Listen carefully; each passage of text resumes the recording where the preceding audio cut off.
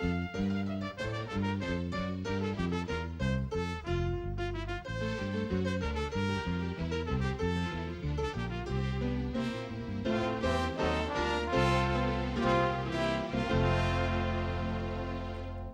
noite, bem-vindos ao Boião de Cultura, o magazine cultural de Parabéns. E hoje o tema que vamos abordar é governação. E para falar connosco e dos problemas de governar um país e também esclarecer os espectadores e leitores sobre os meandros da governação, convidámos esta semana para estar connosco o doutor Olímpico Picheleira Real, assessor-geral do Governo.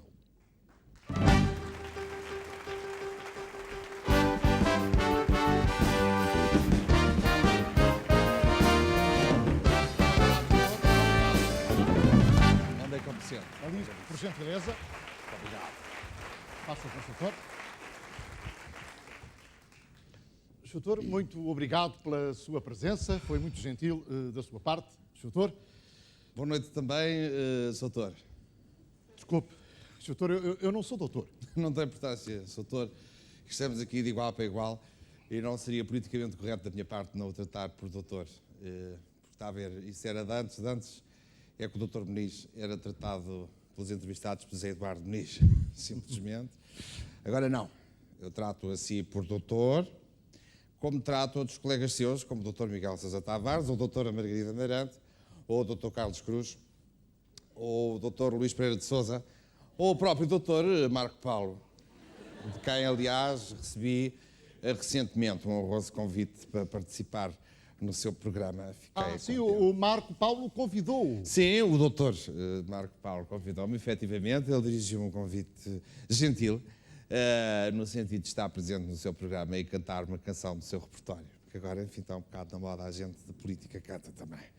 Enfim, mostramos que somos iguais aos outros e cantamos. Com certeza. E eu então tenho estado a ensaiar, confesso, lá em casa, uma que eu gosto muito, que é aquela do mexe, remexe e tira e mete, mas não sei o quê. Muito bem, doutor. Se me dá licença, vamos falar de governação. Vamos embora. Diga-me, doutor Olímpico Picheleira Real, o que faz um assessor-geral de um governo? Ora bem, um assessor-geral tem cinco tipos de funções. Primeiro, estabelecer relações entre os vários ministérios e o Primeiro-Ministro, não é? Segundo, estabelecemos relações entre o Primeiro-Ministro e os vários ministros, criando assim uma homogeneidade e uma coerência, de modo a que o Governo fale uma só voz e cumpra o grande objetivo para que foi nomeado. Exatamente, desenvolver o país. Não, doutor. Não, gerir os recursos da melhor forma. Não, doutor, não, que horror. Claro, peço desculpa, melhorar as condições de vida da população. Não, doutor, não, que horror. Isso é secundário. O grande objetivo de um governo em qualquer parte do mundo deve ser manter a estabilidade. E porquê? Pergunta-me por 5 ordens de razões, doutor. Primeiro, porque, mantendo a estabilidade, se eliminam os focos de instabilidade, não é? E segundo, porque é preciso estar sempre alerta para os perigos que espreitam a estabilidade. Com certeza. Está a referir-se à oposição. Não. O problema da instabilidade começa no próprio governo, não é? Sim? É preciso ter muito cuidado com os ministros. Disse os ministros? Sim, por 5 ordens de razões. Primeiro, porque os ministros são muitos, não é? É um dos problemas do nosso sistema político, é haver um ministro para cada área, infelizmente. Segundo, porque há sempre ministros que querem fazer as coisas à maneira deles, não é? O que pode desequilibrar toda a estrutura. Pois, doutor, e como assessor-geral, o que é que o doutor Picheleira Real faz para manter equilibrada a estrutura governativa? Bom, eu tenho, felizmente, um instrumento que foi criado, perdão, doutor, precisamente para essa função que trago hoje aqui, que queria mostrar. Está a ver, é um nível de bolha. Um nível de bolha. Que não me escapa nada. De vez em quando faço a ronda pelos ministérios para ver se está tudo equilibrado e estável. Até costumam dizer que eu ando sempre com a bolha. Pois, doutor, eu não estou a perceber. Então, se um ministro quiser tomar medidas, Como é A função do ministro não é tomar medidas, não é? Quem toma medidas é o governo, porque se o ministro começa a ter medidas a mais, a aumentar as medidas, começa a pesar no governo e desequilibrar a balança. Ora, a minha obrigação nesse caso é tirar-lhes as medidas para o manter na linha, não é? Na linha governativa, neste caso. Claro. É tudo uma questão de ginástica, perdão, governamental. Mas, doutor, não seria essa a função do primeiro-ministro? Repara, um primeiro-ministro não pode perder tempo com essas coisas da governação, não é? O primeiro-ministro tem a sua vida, esposa e meninos e tal. É para isso que eu sou assessor-geral, para garantir a estabilidade governativa. Pois, doutor, é curiosa essa sua preocupação com a estabilidade. É. Uma pessoa que, na sua juventude, foi um revolucionário. Bom, eu já estava... Afinal, o doutor Picheleira Real veio da extrema-esquerda. Eu já estava à espera de uma coisa desse género. Efetivamente, é uma coisa que eu não escondo. Eu comecei convictamente no... Como é que era? Como é que se chamava aquele partido que era pequenino e acabava com qualquer coisa ML, de repente já... Tinha um ML entre parênteses, tinha aquele hino engraçadíssimo, que tinha não sei o quê, do povo e da liberdade, umas coisas que a gente cantava, não sei o quê, contra o fascismo, não me lembro vagamente. Também eram outros tempos, não é? E nessa altura era preciso estar do lado da barricada. Com certeza, mas o doutor cedo mudou de partido. Bom, eu nessa altura percebi que era preciso estar do outro lado da barricada e dei o salto, foi quando ingressei no...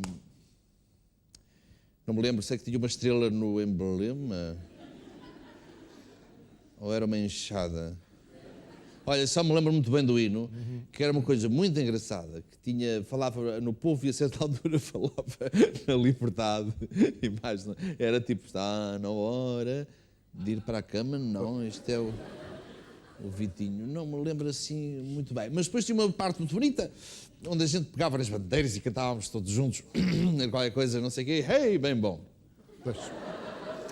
Estive lá, confesso, de alma e coração e não renego, foram doutor, tempos importantes aliás, para mim. consta que o doutor terá participado por essa altura em ataques revolucionários e até há quem afirme que haveria ligações com redes bombistas.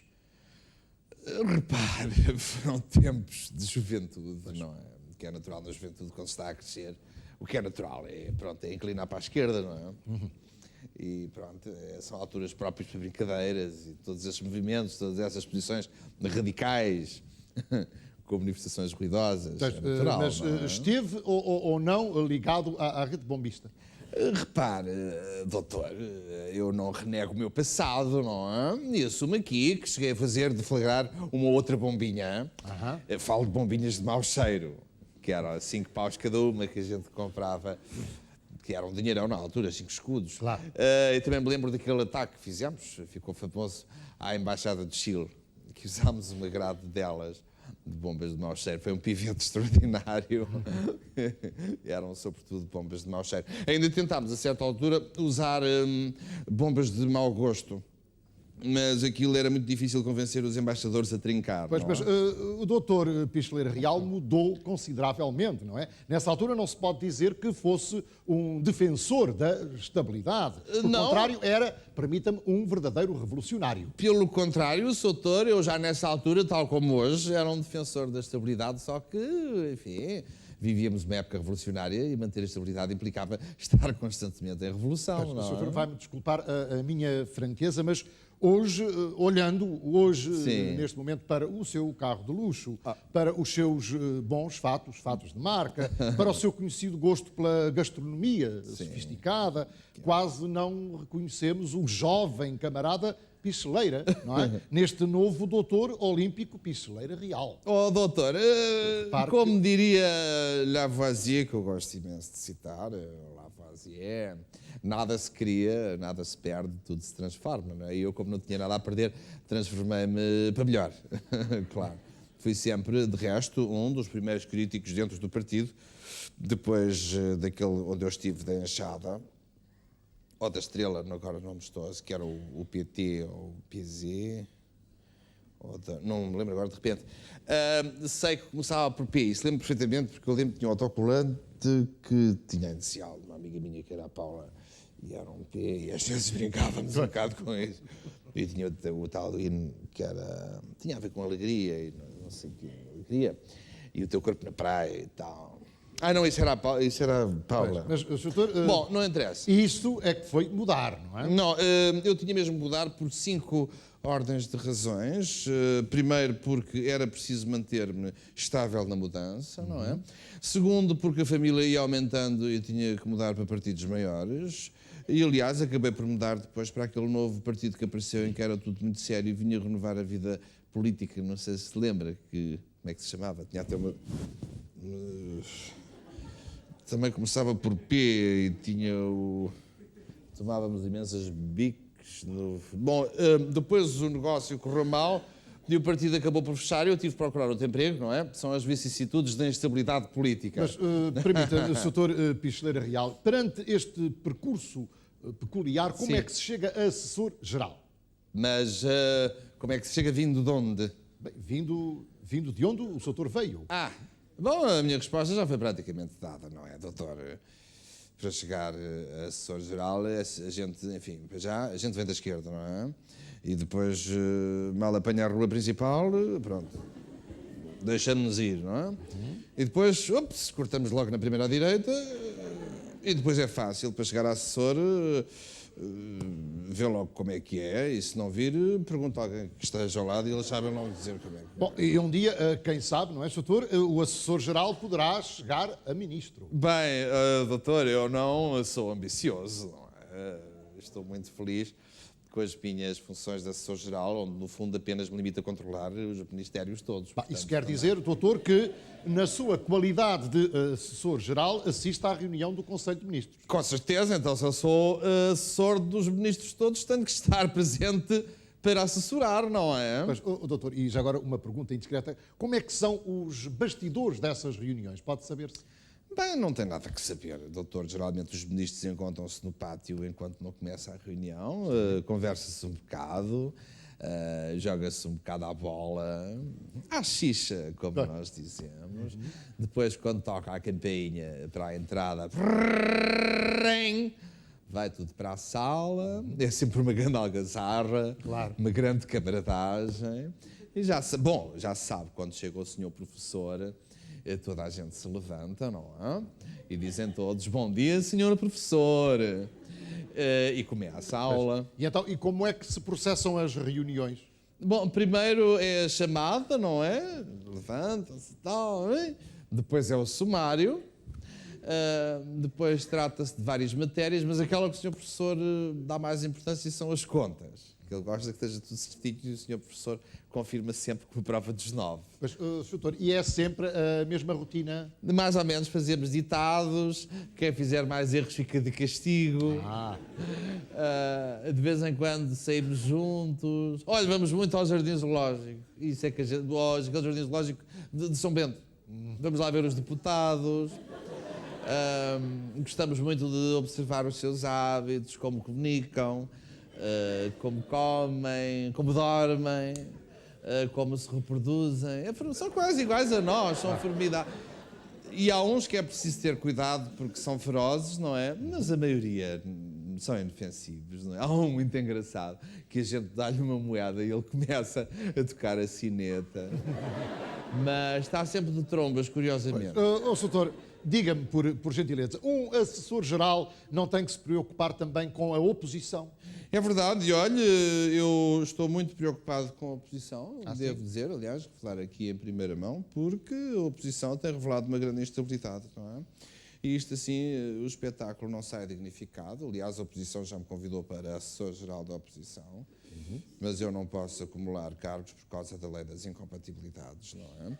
Aliás, tenho um contrato por 2 épocas com a hipótese de renovação para mais uma. E pois, 95, doutor, é um ano decisivo, é um ano de eleições, não é? Diga-me, por favor, que papel pode ter um assessor-geral de um governo assim à beira das eleições? Olha, doutor, numas eleições o principal objetivo de qualquer governo é garantir a imparcialidade dessas eleições, não é? Principalmente no que diz respeito aos órgãos de comunicação social. E como é que o Governo garante essa imparcialidade? Bom, o Governo, para garantir a imparcialidade, nomeia de forma imparcial para esses órgãos de comunicação social elementos que controlem precisamente a imparcialidade desses órgãos, não é?